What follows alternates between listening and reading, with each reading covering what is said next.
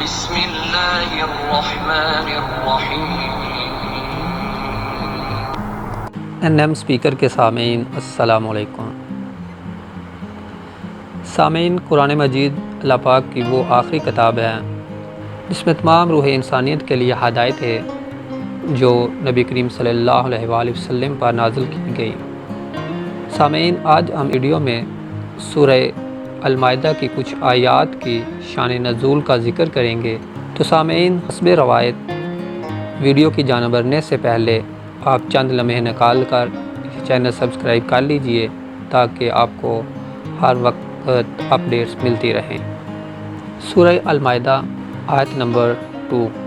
حضرت ابن عباس رضی اللہ تعالی عنہ کا قول ہے کہ یہ آیت الحطم کے بارے میں نازل ہوئی، جس کا نام شری بن ذبیہ الکندی تھا۔ یہ شخص یمامہ سے نبی کریم صلی اللہ علیہ وآلہ وسلم کے پاس آیا۔ اس نے اپنے گھوڑے مدینے سے باہر چھوڑ دیے اور اکیلا ہی نبی کریم صلی اللہ علیہ وآلہ وسلم کی خدمت میں حاضر ہوا۔ اس نے آپ صلی اللہ علیہ وآلہ وسلم سے کہا کہ آپ لوگوں کو کس بات کی دعوت دیتے ہیں؟ آپ صلی اللہ علیہ وآلہ وسلم نے فرمایا، میں لوگوں کو لا الہ الا اللہ کی شہادت، نماز کی ادائیگی اور زکوٰۃ کی ادائیگی کی طرف دعوت دیتا ہوں۔ اس نے کہا کہ یہ اچھی بات ہے، البتہ میرے کچھ مشیر ہیں، میں ان کے مشورے کے بغیر کوئی فیصلہ نہیں کرتا۔ ممکن ہے میں اسلام قبول کروں اور ان کو ساتھ لاؤں۔ نبی کریم صلی اللہ علیہ وآلہ وسلم نے اپنے صحابہ رضی اللہ تعالی عنہ سے کہا کہ تمہارے پاس ایک آدمی آئے گا جو شیطان کی زبان بولے گا۔ اس کے بعد یہ شخص آپ صلی اللہ علیہ وآلہ وسلم کے پاس سے اٹھ کر چلا گیا۔ جب یہ وہاں سے نکلا تو آپ نے فرمایا کہ یہ شخص کافر کا منہ لے کر داخل ہوا اور میرے پیچھے الٹے پاؤں پھرا۔ یہ شخص مسلمان ہونے والا نہیں ہے۔ یہ شخص مدینے کے مویشیوں کے پاس سے گزرا تو انہیں ہانک کر ساتھ لے گیا۔ لوگوں نے اس کا پیچھا کیا لیکن وہ ہاتھ نہ لگا۔ پھر جب عام القضیہ کے موقع پر رسول اللہ صلی اللہ علیہ وآلہ وسلم نکلے تو آپ صلی اللہ علیہ وآلہ وسلم نے یمامہ کے حاجیوں کو تلبیح سنائی تو آپ صلی اللہ علیہ وآلہ وسلم نے صحابہ کرام رضی اللہ تعالی عنہ سے فرمایا کہ یہ الحطم اور اس کے ساتھی ہیں۔ اس نے مدینے سے لوٹے ہوئے مویشی خانہ کعبہ پر قربانی کے لیے لائے تھے۔ جب صحابہ رضی اللہ تعالی عنہ اس کی تلاش میں نکلے تو اللہ تعالیٰ نے یہ آیت نازل کی۔ اس سے مراد اللہ تعالیٰ کے لیے وقف کے لیے قربانی کے جانور تھے، اگرچہ وہ اسلام کے سوا کسی دوسرے مسلک کے مطابق ہی کیوں نہ ہوں۔ زید بن اسلم کا قول ہے کہ رسول اللہ صلی اللہ علیہ وآلہ وسلم اور آپ کے صحابہ حدیبیہ کے مقام پر تھے جب مشرکوں نے آپ صلی اللہ علیہ وآلہ وسلم کو مکہ میں داخل ہونے سے روکا۔ یہ بات نبی کریم صلی اللہ علیہ وآلہ وسلم اور صحابہ پر سخت ناگوار گزری۔ مشرکوں کی ایک جماعت عمرے کے ارادے سے آپ صلی اللہ علیہ وآلہ وسلم کے پاس سے گزری۔ رسول اللہ صلی اللہ علیہ وسلم کے صحابہ نے عرض کیا کہ ہم بھی ان کو روک دیں کیا، جس طرح ان کے ساتھیوں نے ہمیں روکا ہوا ہے؟ اس پر اللہ تعالیٰ نے یہ آیت نازل کی، یعنی ان عمرے کی نیت سے جانے والوں پر زیادتی اس لیے نہ کرو کہ ان کے ساتھیوں نے تم کو خانہ کعبہ سے روکا ہے۔ آیت نمبر 3۔ یہ آیت جمعہ کے روز نازل ہوئی۔ اس دن عرفہ تھا۔ حجۃ الوداع کے موقع پر عصر کے بعد کا وقت سن 10 ہجری۔ نبی کریم صلی اللہ علیہ وآلہ وسلم اس وقت میدان عرفات میں اپنی اونٹنی العزبہ پر سوار تھے۔ عبد الرحمن بن حمدان العدل نے جملہ سے روایت کی اور بتایا کہ ایک یہودی حضرت عمر بن خطاب کے پاس آیا، اے امیر المومنین، آپ اپنی کتاب میں ایک ایسی آیت کی تلاوت کرتے ہیں کہ اگر یہ آیت ہم یہودیوں پر نازل ہوئی ہوتی تو ہم لوگ اس دن کو عید کے طور پر مناتے۔ حضرت عمر رضی اللہ تعالی عنہ نے پوچھا کہ وہ کون سی آیت ہے، تو اس نے اس آیت کی طرف اشارہ کیا۔ حضرت عمر رضی اللہ تعالی عنہ نے کہا، خدا کی قسم مجھے وہ دن خوب یاد ہے جس دن یہ آیت رسول اللہ صلی اللہ علیہ وسلم پر نازل ہوئی، اور وہ غریب بھی خوب معلوم ہے۔ یہ عرفہ کی شام اور جمعہ کا دن تھا۔ اس حدیث کو امام بخاری نے الحسن بن صبا سے نقل کر کے روایت کیا ہے، اور امام مسلم نے عبداللہ بن حمید سے روایت کیا، اور دونوں نے اسے جعفر بن عون سے روایت کیا ہے۔ الحکم ابو عبد الرحمن الشازیاخی نے جملہ سے روایت کیا اور بتایا کہ ابن عباس رضی اللہ تعالی عنہ نے یہ آیت جس وقت پڑھی تو ان کے ساتھ ایک یہودی بھی تھا۔ یہودی نے کہا کہ اگر یہ آیت ہم پر نازل ہوئی ہوتی تو ہم اس روز عید مناتے۔ ابن عباس رضی اللہ تعالی عنہ نے کہا کہ یہ آیت ایک ہی دن واقع ہونے والی 2 عیدوں کے دن نازل ہوئی، یعنی اس روز عرفہ جمعہ کے دن واقع ہوا تھا۔ آیت نمبر 49۔ حضرت ابن عباس رضی اللہ تعالی عنہ کا قول ہے کہ یہود کی ایک جماعت جس میں کعب بن اسد، عبداللہ بن سوریہ اور شاس بن قیس شامل تھے، انہوں نے ایک دوسرے سے کہا کہ محمد کے پاس چلیے، ممکن ہے ہم اسے اس کے دین سے برگشتہ کریں۔ چنانچہ وہ آپ صلی اللہ علیہ وآلہ وسلم کے پاس آئے۔ انہوں نے آپ سے کہا، اے محمد، تم جانتے ہو کہ ہم یہود کے احبار ہیں اور ان کے شرفاء ہیں۔ اگر ہم نے تمہاری پیروی کر لی تو سارے یہودی ہماری پیروی کریں گے، وہ ہماری مخالفت نہیں کریں گے۔ ہمارے اور ہماری قوم کے درمیان جو جھگڑا ہے، ہم اپنا مقدمہ آپ کے پاس لائیں گے، آپ ان کے خلاف ہمارے حق میں فیصلہ کریں۔ ہم آپ پر ایمان لائیں گے اور آپ کی تصدیق کریں گے۔ رسول اللہ صلی اللہ علیہ وآلہ وسلم نے جب ان کی یہ بات سنی تو صاف انکار کر دیا۔ اس پر اللہ تعالیٰ نے یہ آیت نازل کی۔ آیت نمبر 51۔ عطیہ اوفی کا قول ہے کہ عبادہ بن صامت رضی اللہ تعالی عنہ آئے اور انہوں نے کہا کہ یا رسول اللہ، میرے کچھ یہودی دوست ہیں، ان کی تعداد بہت زیادہ ہے، ان کی مدد اور فتح دستیاب ہے۔ میں یہود کی دوستی سے اللہ اور اس کے رسول کی طرف اظہار برآت کرتا ہوں اور پناہ مانگتا ہوں۔ اس پر عبداللہ بن ابی نے کہا کہ میں حالات کے انقلاب سے ڈرتا ہوں اور یہود کی دوستی سے برات نہیں کرتا۔ رسول اللہ صلی اللہ علیہ وآلہ وسلم نے فرمایا، اے ابو حباب، تم نے عبادہ بن صامت کی دوستی پر یہودی کی دوستی کو کیسے اپنایا، جبکہ وہ ان سے بڑھ کر تمہارا مخلص اور خیر خواہ ہے؟ اس نے کہا، مجھے قبول اور منظور ہے۔ اللہ تعالیٰ نے انہی 2 کے بارے میں یہ آیت نازل کی۔ آیت نمبر 52۔ یعنی عبداللہ بن ابی یسارعون فیہم، آپ صلی اللہ علیہ وآلہ وسلم ان لوگوں کو دیکھیں گے جن کے دلوں میں نفاق کا مرض ہے، وہ یہود کی دوستی کی طرف بڑھ کر لپکتے ہیں۔ یعنی وہ کہتے ہیں کہ ہمیں اس بات کا اندیشہ اور ڈر ہے کہ ہمیں کہیں گردش روزگار نہ آ لے اور ہم کسی مصیبت کا شکار نہ ہو جائیں۔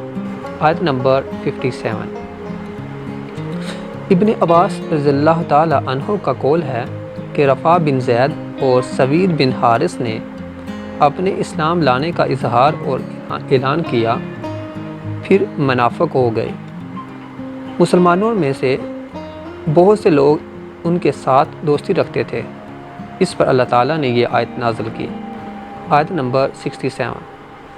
الحسن کا قول ہے کہ نبی کریم صلی اللہ علیہ وآلہ وسلم نے فرمایا، جب اللہ تعالیٰ نے مجھے منصب رسالت دے کر مبعوث فرمایا تو میں نے سخت گھٹن محسوس کی اور میں نے جان لیا کہ لوگوں میں کچھ ایسے بھی ہوں گے جو مجھے جھٹلائیں گے۔ رسول اللہ صلی اللہ علیہ وآلہ وسلم قریش، یہود اور نصارہ سے خوف محسوس کرتے تھے۔ اس پر اللہ تعالیٰ نے یہ آیت نازل کی۔ ابو سعید محمد بن علی الصفار نے جملہ سے روایت کی اور بتایا کہ یہ آیت غدیر خم کے دن حضرت علی بن ابی طالب رضی اللہ تعالی عنہ کے بارے میں نازل ہوئی۔ الحسن بن محمد فارسی نے جملہ سے روایت کی اور بتایا، انہوں نے کہا کہ رسول اللہ صلی اللہ علیہ وآلہ وسلم نے عمرو بن امیہ الزمری کو ایک خط دے کر نجاشی کی طرف روانہ کیا۔ اس نے خط نجاشی کو پیش کیا۔ اس نے رسول اللہ صلی اللہ علیہ وآلہ وسلم کا خط پڑھا اور پھر جعفر بن ابی طالب رضی اللہ تعالی عنہ اور ان کے ساتھ دوسرے مہاجرین کو بلایا۔ اس نے قسیسوں اور رہبانوں کو بھی بلایا۔ پھر نجاشی نے جعفر تیار رضی اللہ تعالی عنہ کو قرآن پڑھنے کا حکم دیا۔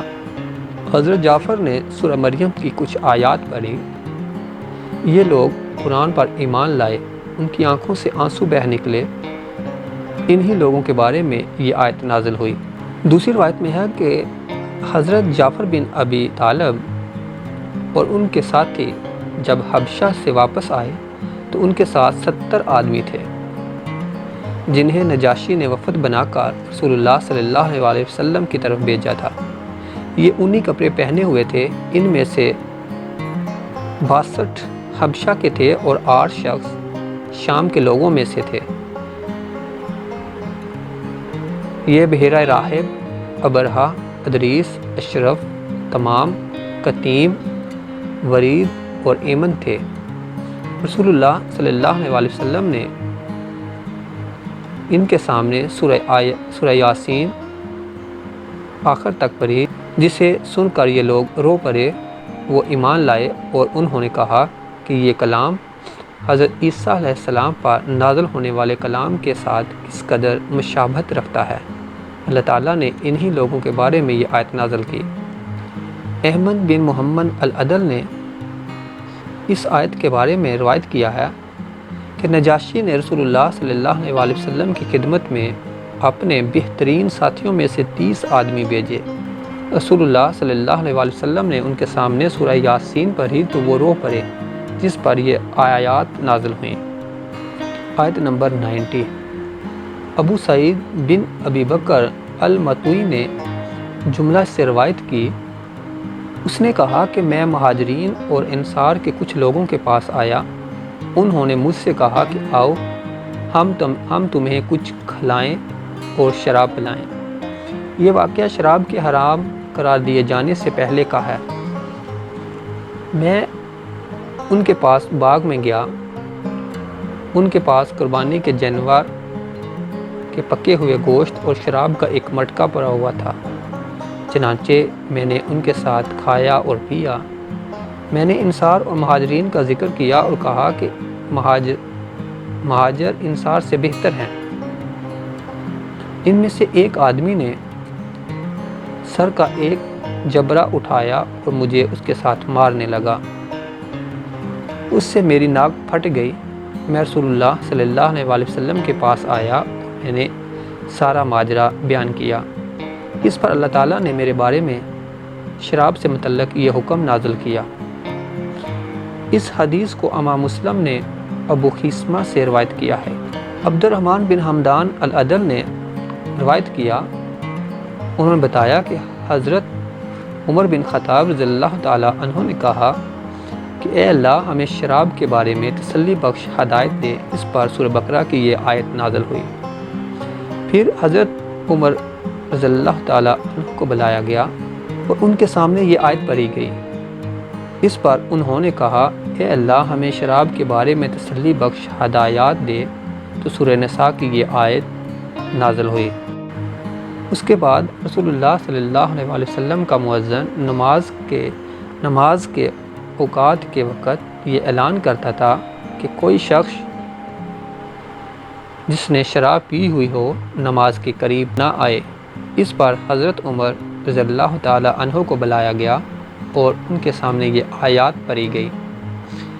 اس پر انہوں نے کہا اے اللہ ہمیں شراب کے بارے میں تسلی بخش ہدایت دے جو ہمارے لیے شافی و کافی ہو۔ اس پر یہ آیت نازل ہوئی۔ اس پر حضرت عمر رضی اللہ تعالی عنہ کو بلایا اور ان کے سامنے اسے پڑھا گیا۔ جب فہل انتم منتہون پر پہنچے تو حضرت عمر رضی اللہ تعالی عنہ پکار اٹھے انتہینا انتہینا، یعنی بس بس اب کافی ہو گیا، ہم رک گئے۔ شراب کی حرمت سے بہت سی باتیں سرزد ہو جاتی تھیں جو نبی کریم صلی اللہ علیہ وآلہ وسلم کو ناپسند اور ناگوار ہوتی تھی۔ انہی باتوں میں حضرت علی بن ابی طالب رضی اللہ تعالی عنہ کا حضرت حمزہ رضی اللہ تعالی عنہ کے ساتھ پیش آنے والا واقعہ ہے۔ آیت نمبر 100۔ الحاکم ابو عبد الرحمن الشازیاخی نے جملہ سے روایت کی، انہوں نے کہا کہ نبی کریم صلی اللہ علیہ وآلہ وسلم نے فرمایا بے شک اللہ تعالیٰ نے تم پر بتوں کی پرستش، شراب خوری، نسب میں لان تان کرنا حرام کر دیا ہے۔ خبردار سن لو کہ شراب کے پینے والے پر، اسے کشید کرنے والے پر، پلانے والے، اس کو بیچنے والے اور اس کی قیمت کھانے والے پر لعنت کی گئی ہے۔ ایک عرابی آپ صلی اللہ علیہ وآلہ وسلم کے سامنے اٹھ کھڑا ہوا اور اس نے کہا اے اللہ کے رسول، شراب کی کاروبار کا تاجر ہوں، میں نے اس سے کچھ مال بچا رکھا ہے، اگر میں اس مال کو اللہ تعالیٰ کی اطاعت میں خرچ کروں تو کیا اس سے مجھے کچھ فائدہ ہوگا؟ تو نبی کریم صلی اللہ علیہ وآلہ وسلم نے فرمایا کہ اگر تم اس مال کو حج، جہاد یا صدقہ خیرات میں بھی خرچ کرو تو بھی اللہ کے نزدیک یہ اس گناہ کا بدل نہیں بن سکتا۔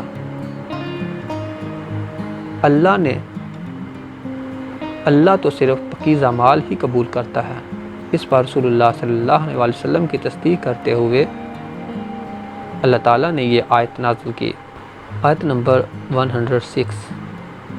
ابو سعید بن ابی بکر الغازی نے جملہ سے روایت کی اور بتایا کہ تمیم الداری اور عدی بن بدا مکہ آتے جاتے رہتے تھے۔ ایک دفعہ قریش کے بنی سہم قبیلے کا ایک شخص ان کے ساتھ ہو لیا۔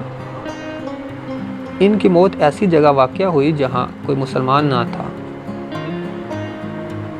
جنہیں وہ اپنی میراث کے بارے میں وصیت کرتا۔ جب یہ دونوں گھر پہنچے تو انہوں نے اس کے ترکے کا سامان ان کے گھر والوں کے حوالے کیا اور انہوں نے اس کے سامان میں سے چاندی کا ایک پیالہ چھپا لیا۔ اس پیالے پر سونے کے نقش کاری تھی۔ ان دونوں نے گھر والوں سے کہا کہ ہم نے پیالہ نہیں دیکھا۔ ان دونوں کو نبی کریم صلی اللہ علیہ وآلہ وسلم کے پاس لایا گیا۔ آپ صلی اللہ علیہ وسلم نے انہیں قسم دلوائی کہ نہ تو انہوں نے پیالہ چھپایا اور نہ ہی انہیں اس کا کچھ پتہ ہے۔ آپ صلی اللہ علیہ وسلم نے انہیں رہا کر دیا۔ اس کے بعد یہ پیالہ مکہ کے ایک آدمی کے پاس سے ملا۔ انہوں نے کہا کہ ہم نے یہ پیالہ تمیم الداری اور عدی بن بدا سے خریدا ہے۔ سہمی کے وارث اٹھ کھڑے ہوئے، انہوں نے پیالہ لے لیا۔ ان میں سے دو آدمیوں نے گواہی دی کہ یہ پیالہ ہمارے آدمی کا ہے اور ہماری گواہی سابقہ دو لوگوں کی گواہی سے زیادہ سچی ہے اور ہم نے کوئی زیادتی نہیں کی۔ اس پر یہ دو آیتیں نازل ہوئیں۔ صدق اللہ العظیم، صدق رسول النبی الکریم۔